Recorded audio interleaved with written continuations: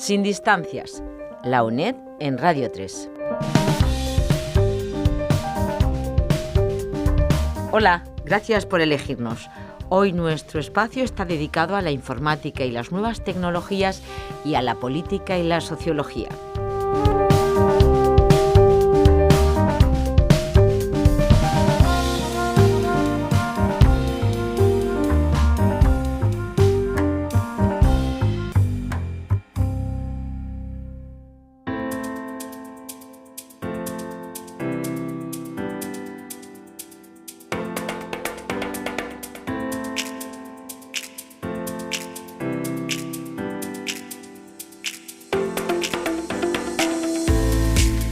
La Dirección General de Educación Infantil, Primaria y Secundaria de la Comunidad de Madrid pone en marcha cada año el programa Cuarto ESO más Empresa.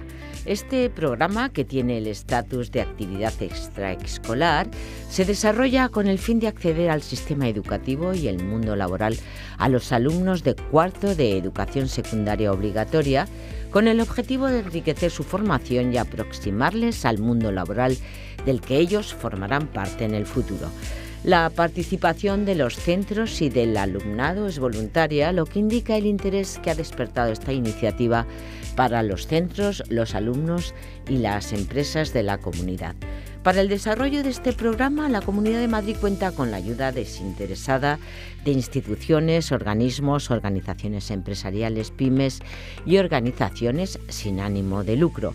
La UNED, como no podía ser de otro modo, participa activamente desde hace años en este programa.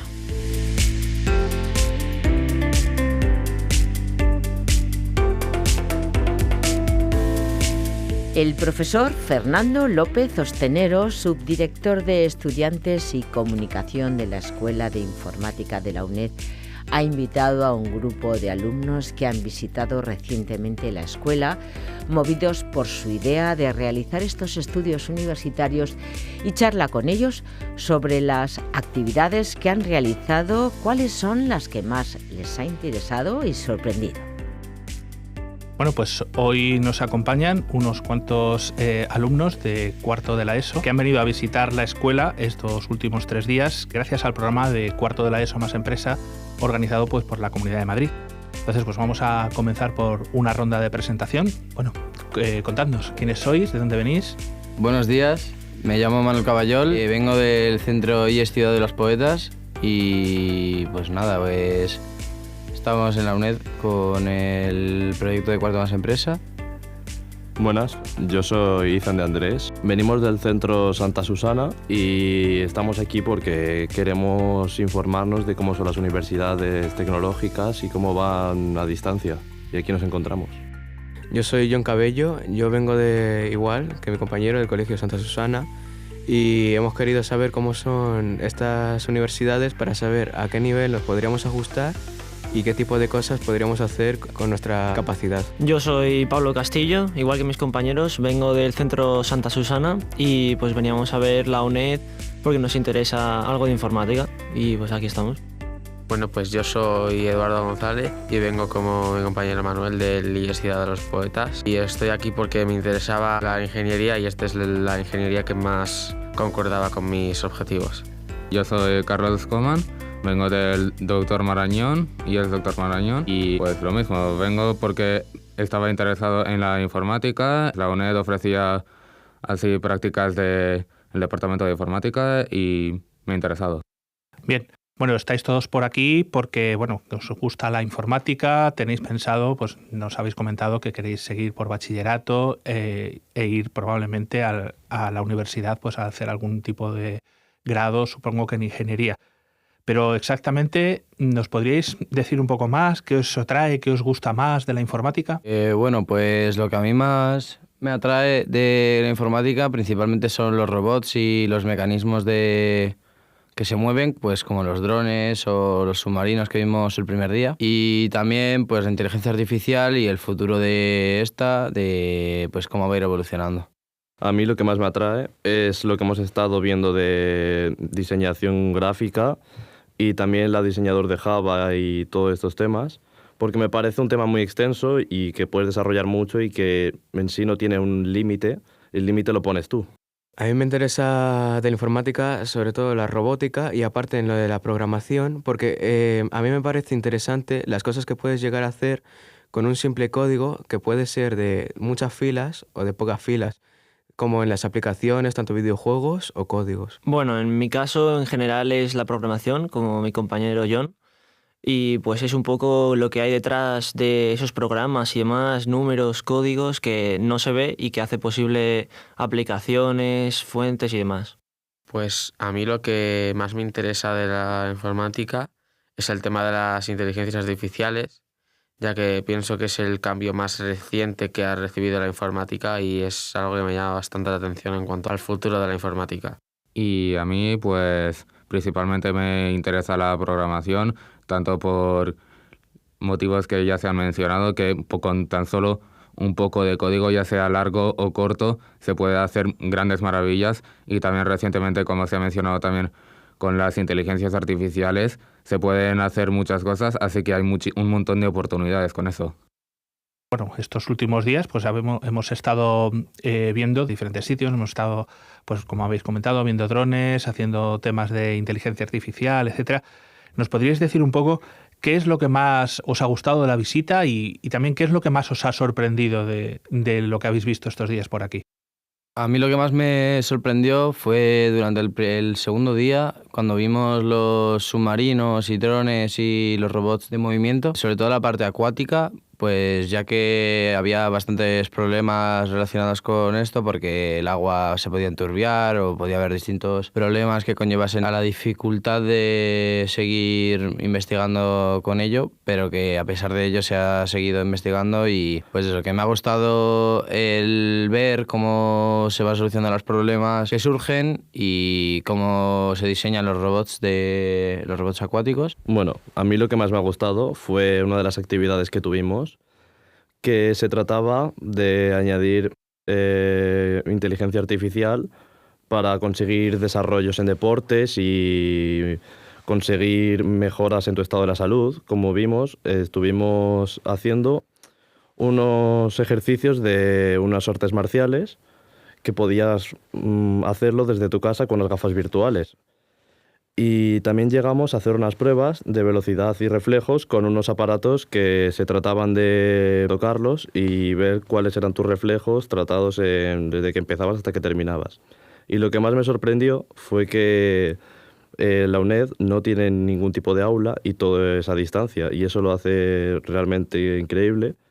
Y también el trabajo que hay fuera, porque aunque no lo veas, está lleno de gente que trata de diseñar todo, y cada persona tiene su trabajo que entre todos hacen un gran edificio. A mí lo que me ha gustado ha sido, como han dicho durante el segundo día, los robots que nos habéis enseñado de acuáticos, y tanto por aire o por tierra, como el dron acuático que parecía un submarino pero en versión mini, y también en las inteligencias artificiales sobre cómo puedes aumentar, haciendo que sea de una buena manera, tus ámbitos de salud, como nos enseñaron con unas gafas de realidad virtual sobre un dojo y con unos sensores de unos ejercicios de básquetbol para saber cuánto te agachas y todo eso.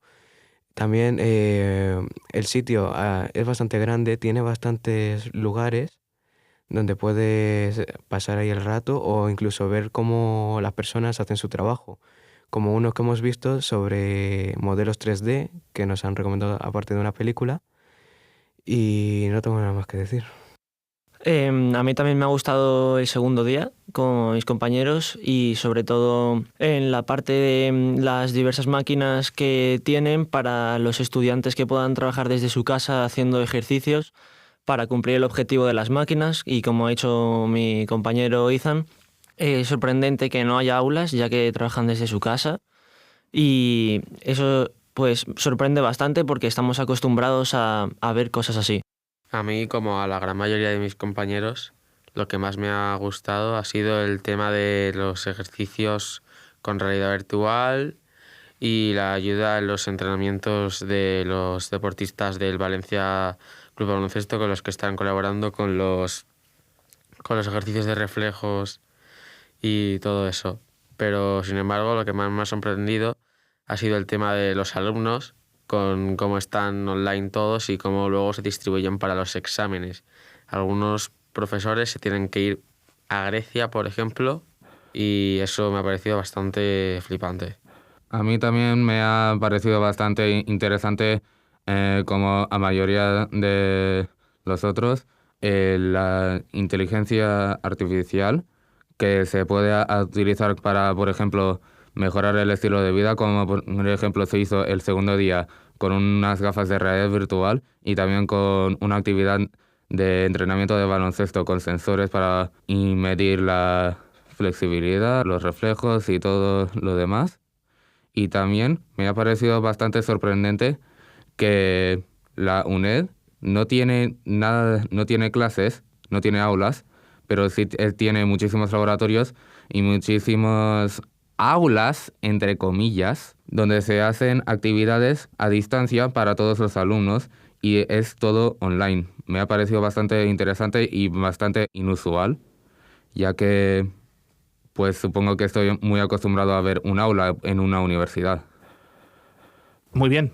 Y bueno, pues con esto la estancia ha terminado y sí que os pediría que, bueno, ¿qué le diríais a futuros alumnos de este u otros programas que puedan existir? ¿Qué les diríais para convencerles de que vinieran a visitarnos?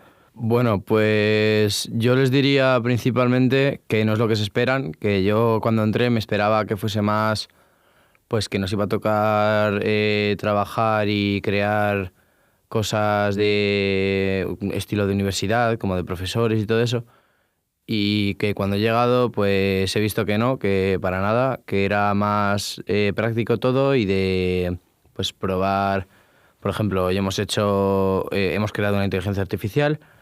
Ayer estuvimos haciendo un proyecto, ayudando a unos estudiantes a hacer un proyecto de investigación para su doctorado y que si les gusta la tecnología y el futuro de la ingeniería y que van a querer seguir estudiando sobre esto, que se metan al cuarto más empresa de algo de ingeniería tecnológica porque me ha gustado bastante y creo que les puede gustar también. A ver, yo estoy igual que mi compañero anterior. La primera vez que vine aquí sentía que iba a ser algo monótono, ya que estamos acostumbrados a tener siempre en las universidades clases, que te explicaran cómo va y que te trataran como si fueras un profesor y llevaras eso a cabo. Pero, sin embargo, ha sido algo fuera de lo común, que seguramente no hayas hecho en lo que lleves de vida, que es salir de tu zona de confort e ir a un sitio nuevo en el que te van a enseñar cosas que realmente te interesan. Porque si tú estás interesado en algo de la informática, diseñación, aquí lo vas a entender si te gusta de verdad o no. Y si tienes la oportunidad de poder hacerlo, yo te lo recomiendo porque lo vas a disfrutar igual que lo he hecho yo. Como están diciendo también mis compañeros, yo pensaba también que iba a ser un trabajo duro con órdenes y todo eso, pero es que en cambio no, ha sido un cambio bastante increíble porque no han sido tan duros como se puede creer y has podido hacer cosas que ahora mismo para muchas personas no está al alcance. Algunas cosas como la inteligencia artificial que hemos hecho no están del todo al alcance para otros y la verdad es bastante interesante. Si te gusta la informática en general, aquí puedes encontrar de todo y te pueden ayudar, incluso puedes salir bastante adelante con los conocimientos que te pueden dar aquí. Como decían mis compañeros, pues yo también no me esperaba esto que hemos vivido, o sea, ha sido impresionante, porque es como decían, o sea, no nos esperábamos que fuéramos a estar así practicando cosas que no habríamos hecho en ningún momento, ni nos lo hubiéramos esperado ni nada. También hemos estado haciendo diferentes prácticas sobre ejercicios con inteligencia artificial. Hemos visto drones, hemos visto pues muchísimas cosas que nos han impresionado, además de que no solo los vemos, sino te explican cómo funciona, cómo lo han creado, a través de los programas y demás, y para que lo entiendas, porque no es solo verlo, sino también es entenderlo para que puedas saber cómo funciona, si no, pues no tendrá mucho sentido. Y además de que te explican cosas sobre las instalaciones y demás, que es información muy valiosa que te puede servir. Yo considero que esto ha sido una experiencia bastante enriquecedora a nivel de una variante de universidad diferente para un futuro. Si no te salen bien las cosas a primeras, siempre tendrás un lugar aquí, siempre te aceptarán como estudiante, porque aceptan a estudiantes, la media de estudiantes de esta universidad es de entre 35 y 50 años. Y yo creo que a nivel de la información que nos han dado, todo lo de las inteligencias artificiales, los robots, todo lo que hemos hecho ha sido bastante interesante, y me ha parecido que no me esperaba nada de lo que íbamos a hacer. Me esperaba más una clase práctica de lo que se hace aquí normalmente, pero ha sido bastante todo inusual. Hemos visto la perspectiva del profesor, lo que hace el profesor para las prácticas y todo, y me ha parecido bastante interesante. Bueno, al igual que el resto, pues yo también me esperaba algo completamente diferente a lo que he vivido en esta experiencia. Me esperaba algo como atender a una clase de universidad. Obviamente no siendo de universidad, me esperaba más algo como teoría más que práctica, pero estaba incorrecto. Ese pensamiento estuvo bastante incorrecto porque fue algo completamente diferente. Se hizo práctica, se vieron muchísimos aspectos sobre la informática, sobre programación, sobre diferentes tipos de tecnología, y he aprendido mucho. No me esperaba esto desde el principio y estoy muy satisfecho. Se lo recomiendo esta experiencia a cualquiera que quiera venir aquí. Aunque las plazas sean muy limitadas en el programa, merece muchísimo más la pena. Muy bien, pues muchas gracias por vuestros comentarios. Y bueno, pues con esto ya hemos terminado, así que bueno, pues nos vamos a despedir. Y bueno, espero que en los próximos años pues, ya encontréis vuestro camino en la informática. Si venís por aquí, si acabáis por aquí, pues oye, que Fernando, que no sé si te acuerdas que estuvimos aquí en el programa de cuarto de la ESO, pues mira, hemos acabado por aquí o cualquier cosa, ¿de acuerdo? Así que nada, que el futuro de la informática es de vuestra generación, así que adelante con ello. Así que venga, pues un saludo a todos y os esperamos aquí en la escuela para próximos años en este programa o los que estén por venir.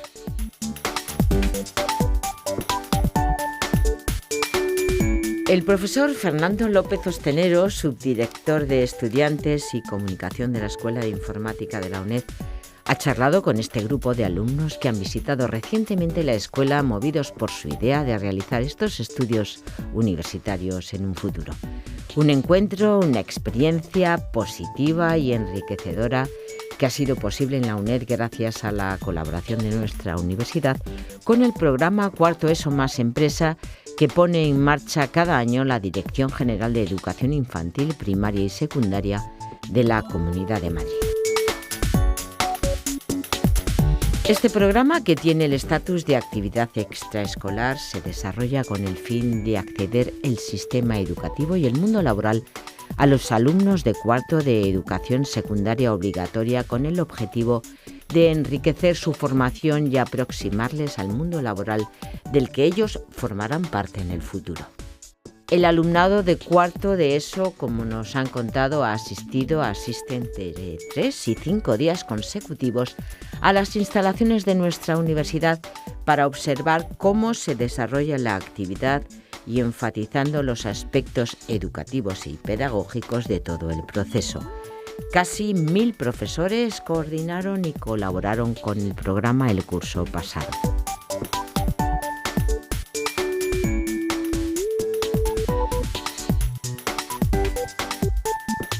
En este punto nos despedimos, agradeciendo vuestro interés e invitando a seguirnos siempre que lo queráis desde nuestro canal multimedia, canal.uned.es y YouTube Radio.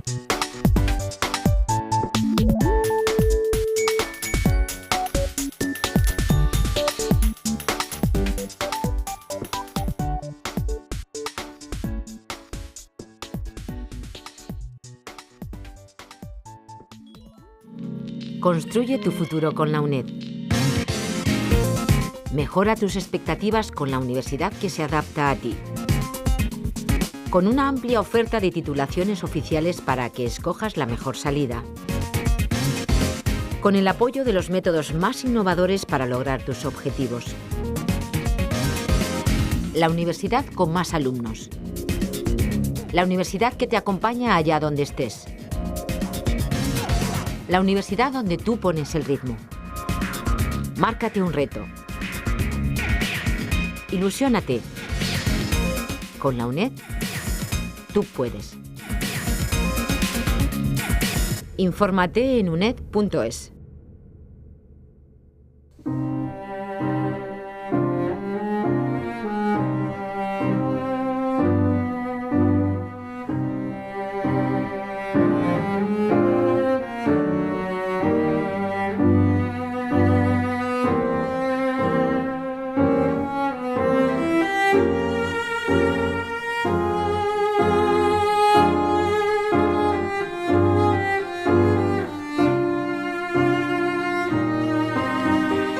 La historia habla de procesos, de las transformaciones que facetas específicas de la actividad humana han experimentado a lo largo del tiempo, y también la historia es un oficio, una actividad que tiene lugar hoy en día en universidades y centros de investigación que producen permanentemente nuevas comprensiones alrededor de una diversidad creciente de temas.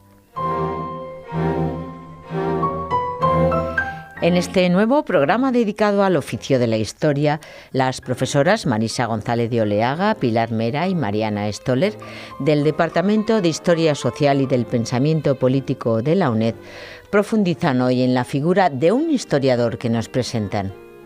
Hola a todos y a todas las que nos escuchan en esta nueva entrega del ciclo El oficio de la historia. Hoy con Guillermo Mira, profesor de la Universidad de Salamanca. Antes de pasar a comentar el nutrido currículum de Guillermo, decirles que compartiremos charla con Pilar Mera y Mariana Stoller del Departamento de Historia Social y del Pensamiento Político. Guillermo Mira de la Sotti, es así como se pronuncia. Deli Sotti. Es profesor de la Universidad de Salamanca en el Departamento de Historia Medieval, Moderna y Contemporánea. Dentro de sus temas de interés está América Latina Contemporánea, como genérico, el terrorismo de Estado, el exilio político y las transiciones a la democracia en Argentina, Chile y Uruguay. Ha dirigido 3 proyectos de investigación de I+D+I sobre estas temáticas, es autor de numerosas publicaciones en revistas nacionales e internacionales, así como monografías y libros colectivos. Miembro de varias redes internacionales europeas y latinoamericanas, en las que están implicadas universidades y centros de investigación como la Universidad de Roma, la Sorbona, la Universidad de Londres o la Universidad Nacional 3 de Febrero en Buenos Aires. Ha sido director de varias tesis doctorales y otros trabajos de investigación. Bienvenido, Guillermo, y gracias por aceptar nuestra invitación. Ahí va la primera pregunta. ¿Por qué decidiste estudiar historia? Lo primero, buenos días y muchas gracias por vuestra invitación. Gracias, Marisa, gracias a Pilar y a Mariana también, a Ana Ventureira y a nuestro operador. Es un placer estar aquí y formar parte de este ciclo que me parece muy importante, muy necesario, ¿no? Bueno, escuchar a historiadores, no lo digo por mí precisamente, pero me parece muy, muy valioso lo que hacéis. Tu pregunta, ¿por qué decidí estudiar historia? Bueno, es una cosa que viene de pequeño. Te diría varias líneas, ¿no? En la escuela primaria, en los 2 últimos años de primaria, tuve 2 profesores que enseñaban geografía e historia y tomé gusto por estas asignaturas, por las 2, pero bueno, luego particularmente por la historia. Pero había otras cosas, ¿no? Que yo vivía en una casa en Buenos Aires que tenía un cuartito arriba en la terraza, en las típicas terrazas de las casas porteñas, y era una casa donde se guardaba todo, ¿no? Había cantidad de cosas como inservibles, pero en ese cuartito que le llamamos La Piecita, había una colección de la revista El Gráfico. El Gráfico era una publicación emblemática en Argentina sobre deporte, ¿no?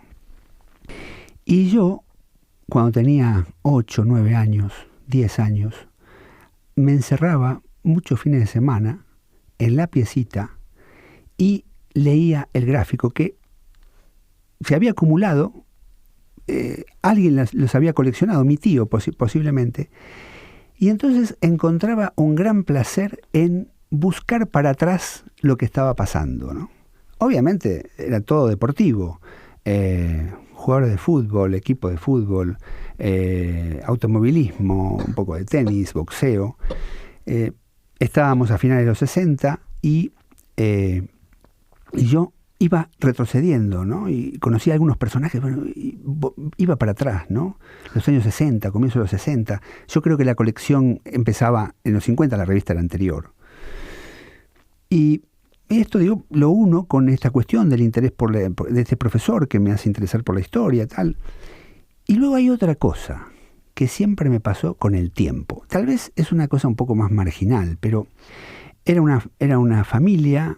Vivíamos mis abuelos y nosotros en el piso de arriba, con mis padres, y siempre venían tíos y tal, y entonces en torno a la televisión siempre había mucha gente, ¿no? Y había un programa de televisión que veíamos por la noche, todos juntos, abajo, en la televisión de mi abuelo, de mis abuelos, de esas series americanas que había tantas, ¿no? Mediados de los 60, más o menos. Yo era chico, yo creo que tenía menos de 10 años, 8 años y tal. Y esta serie que nunca más vi, y que recuerdo solo un capítulo, pero sí el sentido, se llamaba Alma de Acero. Alma de Acero estaba protagonizada por Ben Gazzara, que sí, era un actor conocido, después fue más conocido y tal. Y la historia era que a este tío le habían diagnosticado 6 meses de vida. Entonces, era un hombre que, no recuerdo bien, pero destacaba en cosas tal. Por ejemplo, lo hacían correr, lo ponían en un coche en Utah, en el desierto de Utah, y le decían, qué bien lo ha hecho, en 6 meses usted puede batir el récord, batir la marca del coche más rápido. Todo giraba en torno a eso, en torno a los 6 meses. al problema del tiempo, ¿no? Y yo recuerdo eso porque en mi vida he tenido un mal manejo del tiempo, ¿no? Nunca me alcanza el tiempo, ¿no? Incluso ahora, pensando, me he dedicado a la historia y tal, tantas cosas que debería escribir y tal, yo sé que no las voy a escribir, ¿no? Entonces, bueno, creo que todo eso está vinculado. Y cuando terminé la primaria, de una forma un poco rocambolesca y tal, ingresé en el Colegio Nacional de Buenos Aires, y ahí sí hubo un profesor donde yo dije, bueno, esta es mi vocación, ¿no? Tengo que ser, no historiador, en todo caso profesor de historia, pero bueno, eso ya es un poco otra historia. Fascinante la historia de Benazara y de la piecita. Decías, profesor de historia, pero no historiador. ¿Qué eres ahora? ¿Historiador o profesor de historia? Yo creo que más profesor de historia que historiador. Yo siempre tuve la idea de que historiador era una cosa muy grande, ¿no? Quiero decir, historiadores Hobsbawm, historiadores Bloch. Bueno, luego gente más modesta, evidentemente, pero bueno. En cambio, transmitir de una forma intentando ser original, no meramente repetir, creo que está más dentro de mis habilidades. Es más, lo puedo controlar más. Lo otro... Lo otro da vértigo. Lo otro da vértigo. Pero no porque sea más grande, porque a mí me parece mucho más complicado ser un muy buen profesor que un buen investigador. Sí, puede ser, tampoco... Digo que sí entiendo, la segunda parte me parece mejor, está dentro de mis habilidades. Eso me parece que está bien dicho, que es así, que puede ser así. Pero no porque ser profesor sea más fácil que ser investigador. Tienes razón. Y rectifico un poco, y la idea sería esta. Me he podido más dedicar, he tenido la suerte en este país de poder ejercer la docencia, ¿no? La docencia está más pautada, o sea, tú tienes que responder a ciertas cosas, tienes que dar clases, ¿no? Entonces, bueno, eso te limita, pero al mismo tiempo te obliga a desarrollar eso. Ser investigador es una cosa diferente. Es decir, como yo pienso, ser historiador es como si yo hubiese querido ser Nadal, ¿no? O sea, Nadal juega al tenis, no se puede dedicar a otra cosa. Tiene que estar las 24 horas del día jugando al tenis. Entonces, si tienes vocación de historia, de investigador y tal, está bien que inviertas tu vida en eso, ¿no? Yo no lo he hecho. he hecho otras cosas, no porque, no digo que si no hubiera hecho otras cosas sería un gran historiador, no, eso no es así, pero evidentemente no enfoqué a solamente dedicarme a la investigación. Además, también digo otra cosa, si tú estás en la Universidad Española y tal, no tienes todo el tiempo para investigar, es complicado. Ahora, hay mucha gente que lo hace, y lo hace muy bien, también eso es cierto. Cuando contabas la historia esta de la piecita y la colección del gráfico, hablabas de algo en el que encontrabas cierto placer, que era ir hacia atrás, ¿no? En eso hay algo de investigador, de historiador. ¿Cuál dirías que ha sido la temática, o la primera, por lo menos la que puedas recordar como primera, que fue la que te cautivó? Entiendo esto de la diferencia del dedicarse exclusivamente a los Hobsbawm o a lo Nadal en ese sentido, pero hay una temática, a todos nos conmueve algo en algún momento. ¿Cuál fue la primera que recordás así importante? Bueno, Mariana, que no me conoces de nada, y es increíble, es como que hubieras entrado en mi mente, ¿no? Porque justamente lo que comenté de cuando estaba en el primario y tal, después entré a este colegio, en la Nacional de Buenos Aires, en el primer curso, el primer año, era un sistema bastante curioso. Había solamente 4 asignaturas. Digo bastante curioso porque uno pasa del primario o de la primaria al bachillerato o al secundario en ese momento y tal, y tiene 9 asignaturas, 10 asignaturas. Pero este colegio planteaba que la gente estudiara, se pudiera concentrar, ¿no? Entonces teníamos solamente, también lo pienso y digo, 4 asignaturas. Una de ellas era historia argentina. Había una historia argentina, una geografía argentina. Y en la historia argentina, daba la historia argentina un profesor que se llamaba Juan Francisco Turrens. Además, este hombre era catalán. Bueno, había nacido en Argentina, pero era catalán. Se había ido de pequeño a Cataluña y después volvió a Argentina. Y Turrens daba el curso de historia argentina. Bueno, las clases de Turrens eran impresionantes. Yo esperaba que llegaran las clases de Turrens porque era una cosa alucinante. Turrens era un profesor positivista, liberal, o sea, muy normalito, pero narraba las cosas. Y no digo fantaseaba, sino que... Y era sobrio, pero era espectacular. Y entonces a mí me enganchó con los orígenes de Argentina. Los orígenes de Argentina.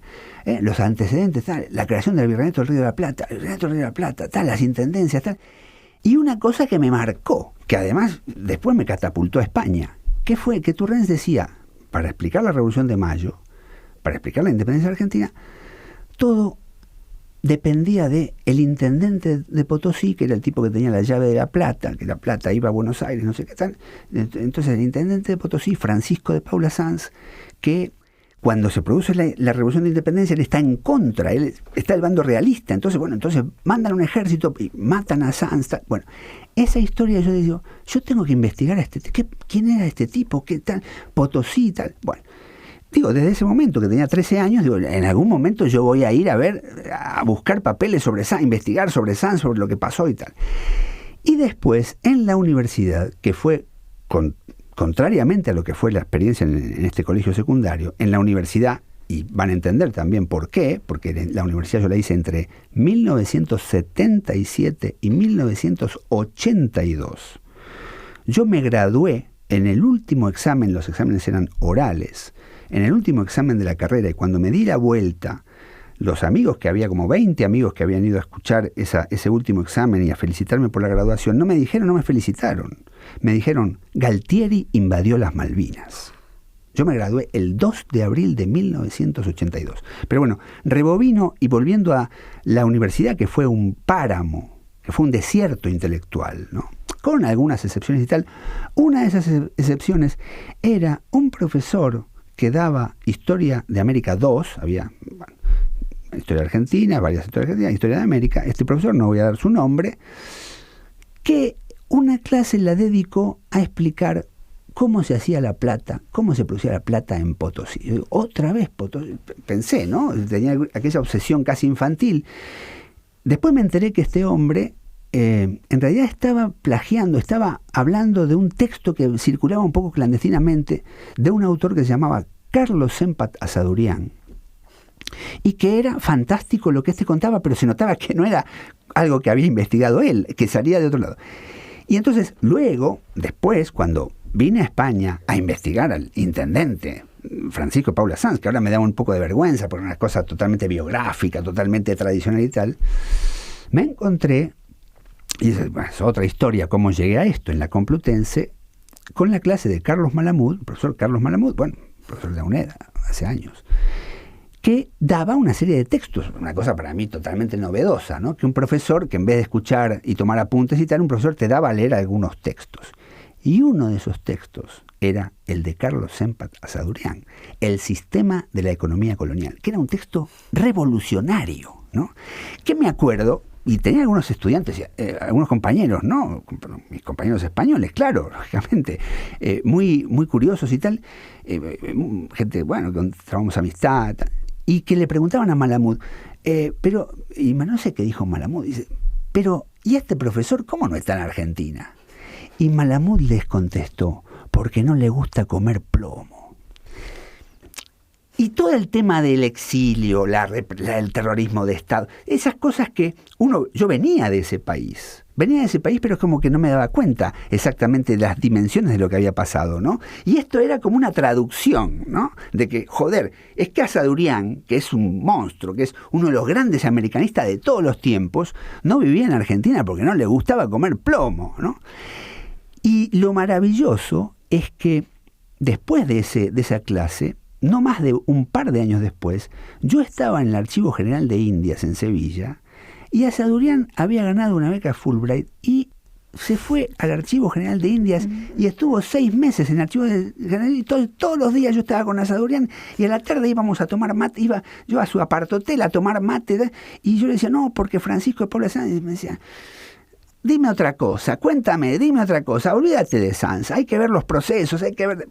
Bueno, para mí el Archivo de Indias, esos 6 meses, y podría contar, claro, ya es muy anecdótico, pero había un super congreso, creo que en Perú, en el mes de junio del 86, en Perú. Y entonces, claro, dice, bueno, Asadurian va a ser la estrella de ese congreso, porque Asadurian era un hombre que había estudiado el mundo peruano, pero después se había exiliado en México y conocía México, o sea, conocía México y el Perú colonial. Entonces iba a ser el hombre estrella. Entonces yo le pregunto, bueno, Sempat, ¿está preparando lo de Perú?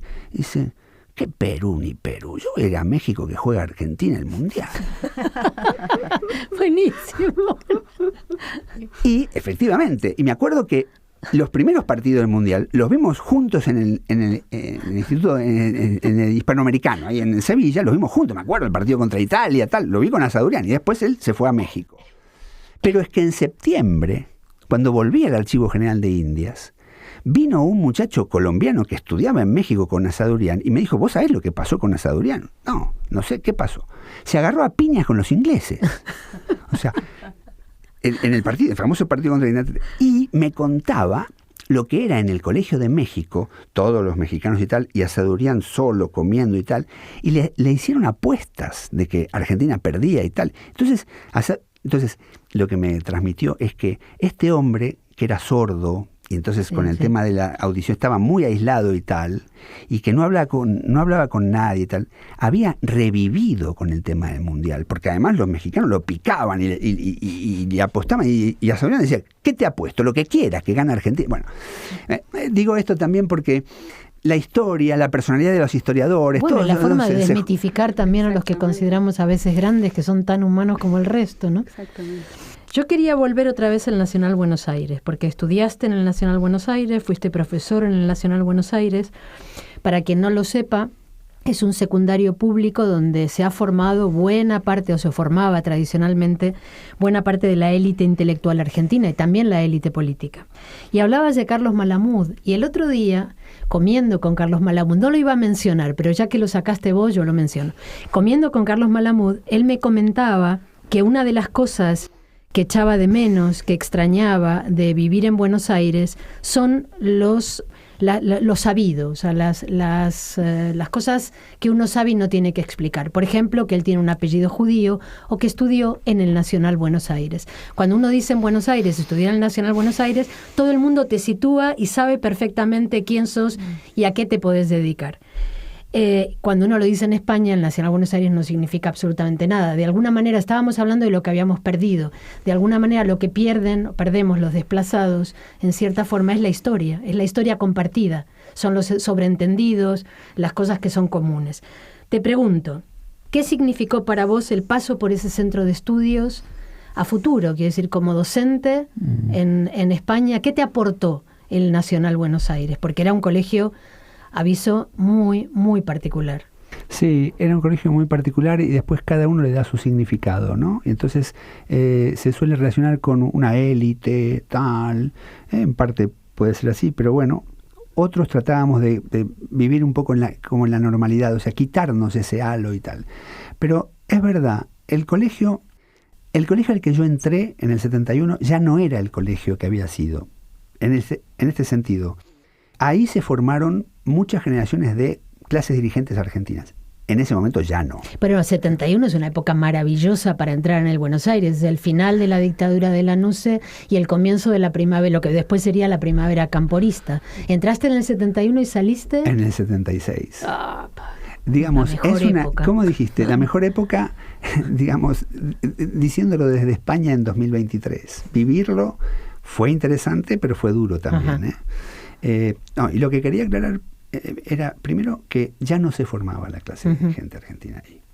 De hecho, había un profesor que nos contaba que uno de los últimos alumnos notables del colegio había sido Firmenich, ¿no? Y describía las actitudes de Firmenich en la clase, ¿no? Su arrogancia, tal. Bueno, pero lo cual... Líder del grupo Montonero, para quien no lo sepa. Sí, perdón, sí, es cierto. Lo que sí es que era un colegio que todavía atraía a gente que quería intelectualmente... Intentaba ser una élite intelectual, bueno, una élite, digamos, daba valor a la cultura y tal, pero tampoco iba una élite política o económica. Más bien éramos personas de clase media, y yo diría muchos de clase media baja. Clase media baja. El colegio te hace otra persona, evidentemente. ¿Por qué te hace otra persona? Bueno, se le da un valor al conocimiento, ¿no? Había algunos profesores, no tantos, pero algunos que eran de la universidad, porque lo interesante es que es un colegio universitario, es decir, que el colegio es la universidad. Había dos colegios, uno más orientado a lo comercial y tal, y otro más generalista, que era de Buenos Aires, que eran parte de la universidad. Entonces, tenías 6 años en lugar de 5, pero entrabas sin examen de ingreso directamente. O sea, que los que iban a la Nacional de Buenos Aires era porque tenían muy claro que iban a hacer la universidad, lo cual no era tan obvio en 1971, ¿no? Y luego, bueno, como digo, la marca de los profesores, porque había una profesora de literatura que en segundo año, teníamos 14 años, nos hizo leer todo el boom de la literatura latinoamericana, todo el boom latinoamericano, que era una cosa que estaba casi ocurriendo. Entonces, yo me leí Vargas Llosa, y además después seguía y me compraba los libros, y en el verano seguía leyendo a Vargas Llosa, sobre todo Vargas Llosa, García Márquez, algo de Carlos Fuentes, claro, a los 14, 15 años, eso no, en fin. Digo, Turrens y otras personas que influyeron. Tenía una biblioteca hermosa el colegio.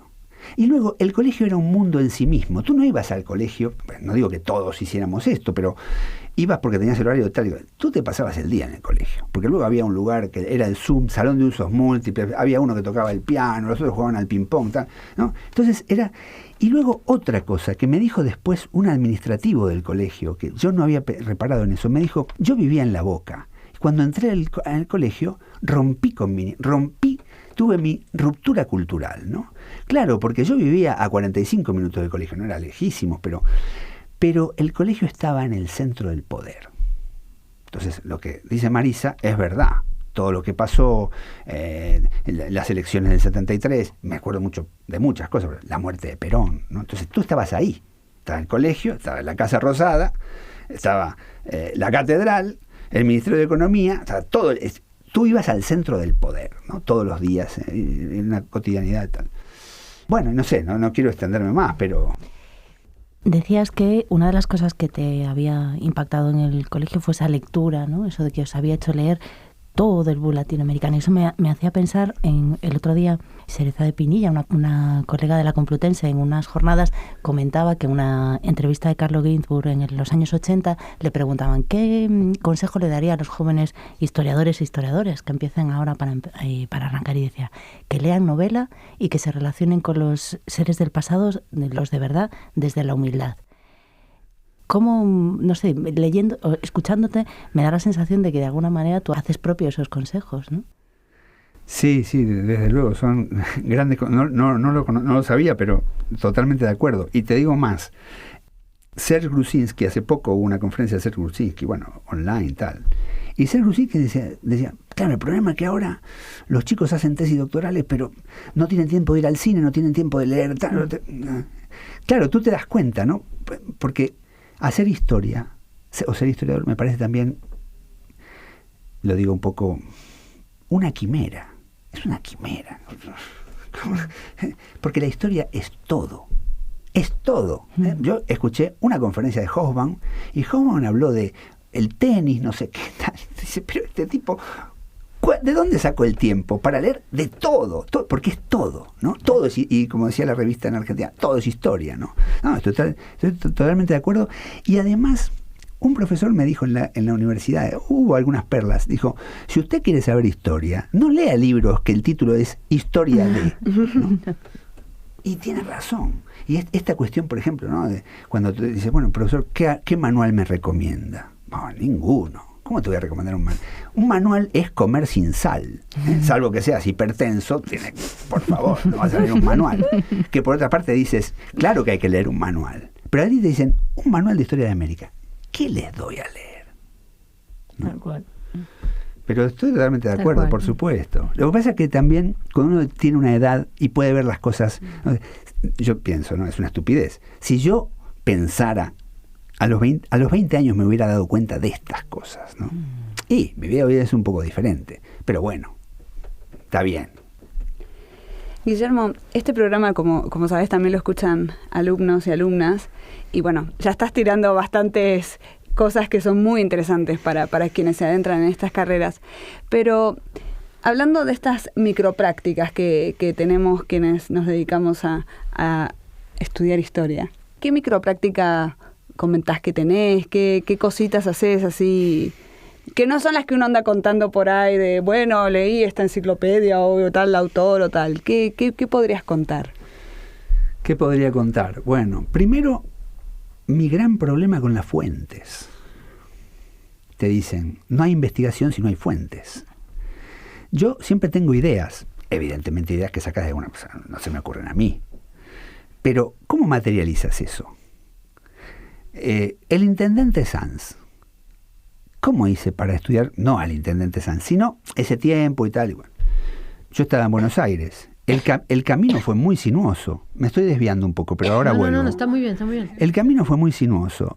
Yo en Buenos Aires, si seguía en Buenos Aires, seguía viviendo en Argentina. No me pasó nada, ¿eh? O sea, fue una dictadura feroz, ¿eh?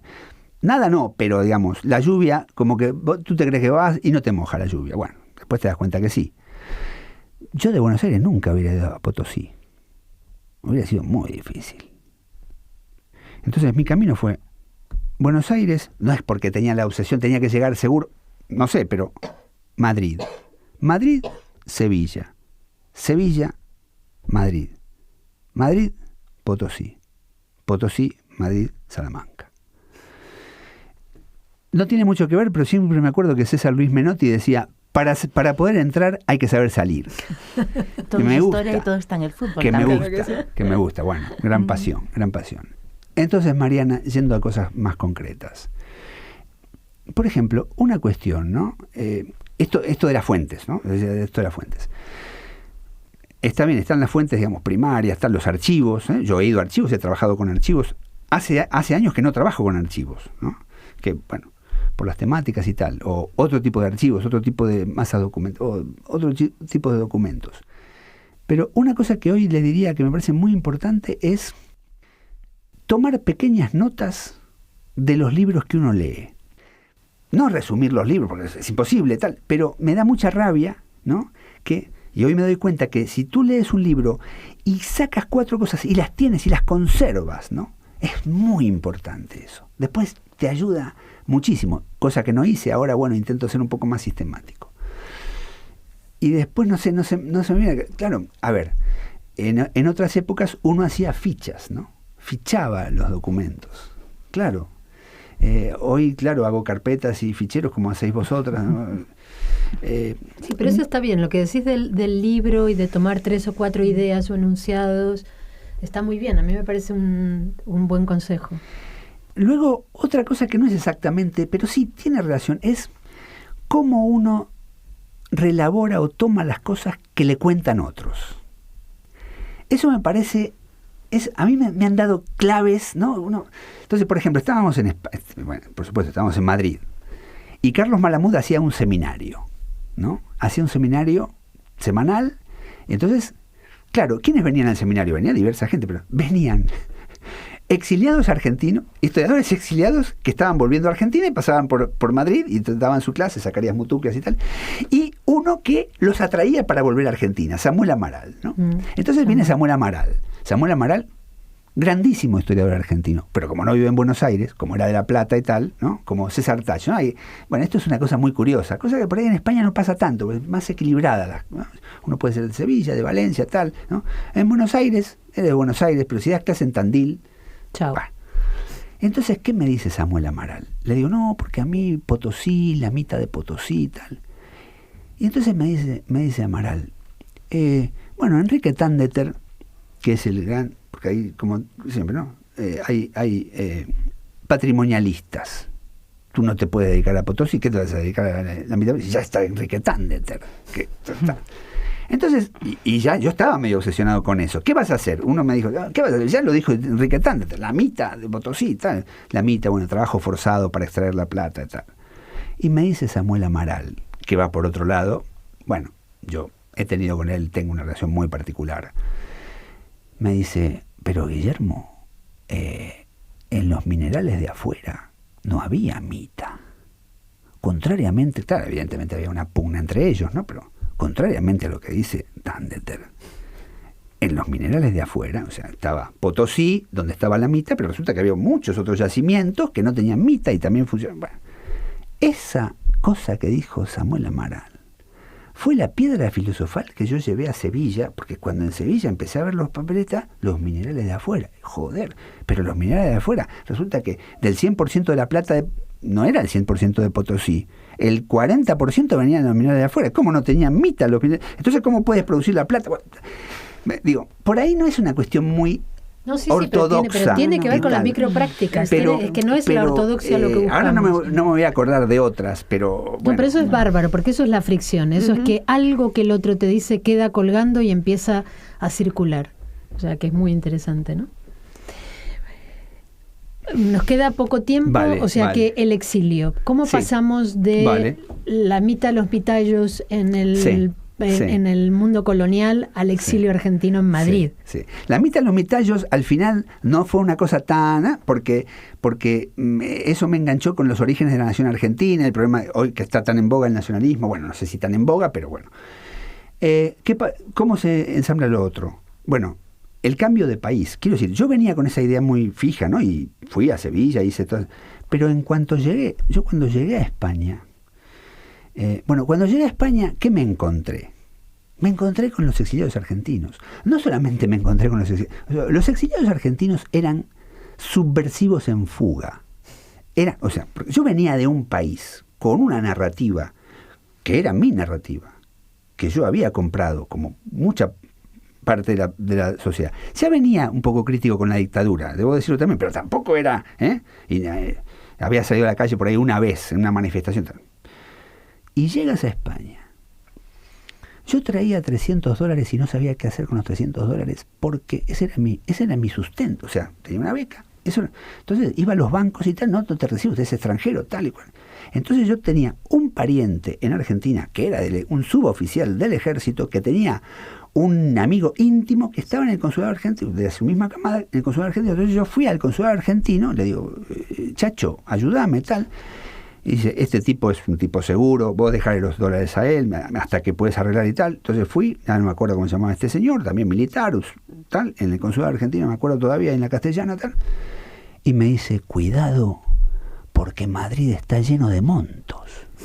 Montoneros. Eso. Yo me temblaron las piernas, porque además los militares, bueno, en fin, esos montos, tampoco eran todos montoneros, por supuesto, esos exiliados fueron los que hicieron posible que yo no me volviera a Argentina. Fueron mi familia, fueron mi contención, fueron mi familia postiza, que después ellos mismos me hablaban de cómo ellos habían reconstruido sus familias, y no, entonces este era el tío, este era el abuelo, tal, ¿no? En el exilio, ¿no? Y tengo que dar nombres propios, porque además yo soy de Lizotti, Mira de Lizotti, nada que ver con España, no conocía a nadie, no tenía ningún contacto, nada. ¿Quiénes fueron mis contactos? Y eso también fue una cosa muy interesante. Yo en los 5 años de universidad en Argentina no conocía a ningún profesor, no me tomé un café con un profesor, no había relación.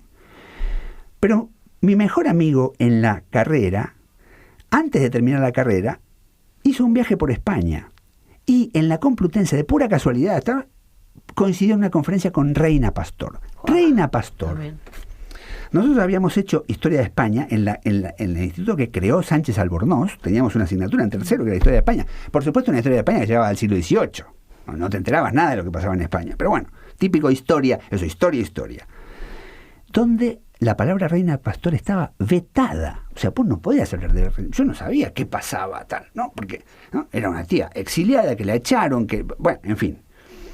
Esta mujer, diabólica, se encuentra con mi amigo en una conferencia con la Complutense, suben juntos al autobús y mi amigo le dice, tengo un amigo que va a venir con una beca de España, y entonces Reina Pastor le dice que me llame. Lo hago muy rápido porque no tenemos tiempo. Entonces yo, cuando llego a España, llamo a Reina Pastor, me dice, venite a casa.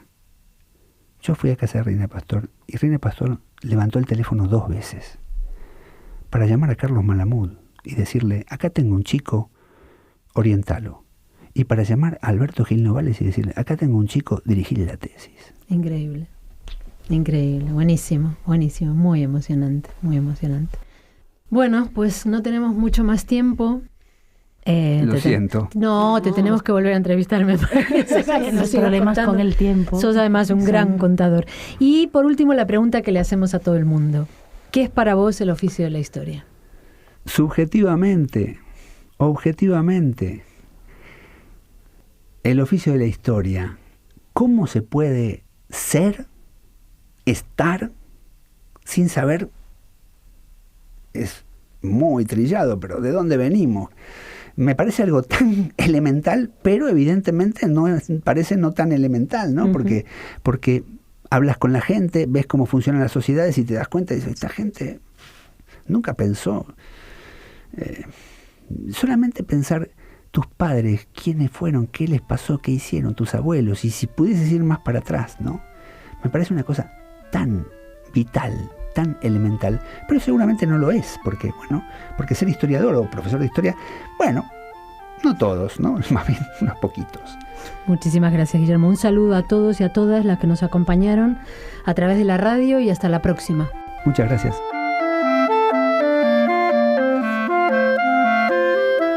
En su niñez, una revista, El Gráfico, en la que leía con avidez la actualidad deportiva argentina, despertó su curiosidad por indagar sobre el pasado, los orígenes de aquellas gestas. 2 profesores de geografía e historia obraron lo siguiente: acrecentar su pasión por esta disciplina. Así nos lo ha contado Guillermo Mira dentro de este nuevo programa dedicado al oficio de la historia. Mira es actualmente profesor titular de la Universidad de Salamanca en la Facultad de Geografía e Historia, investigador de temas relacionados con América Latina, contemporánea, terrorismo de Estado, exilio político o las transiciones a la democracia argentina, Chile y Uruguay. Además, ha publicado numerosas obras y colaboraciones con revistas.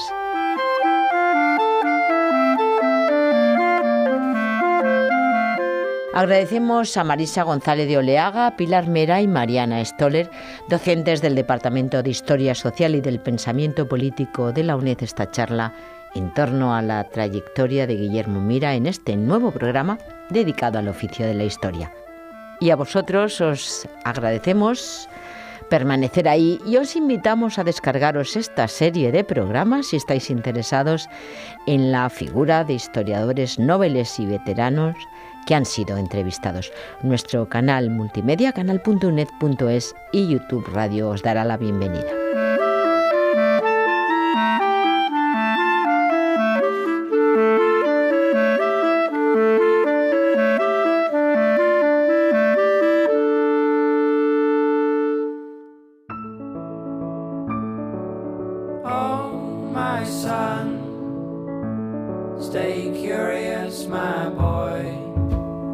Podcast de la UNED en Radio 3.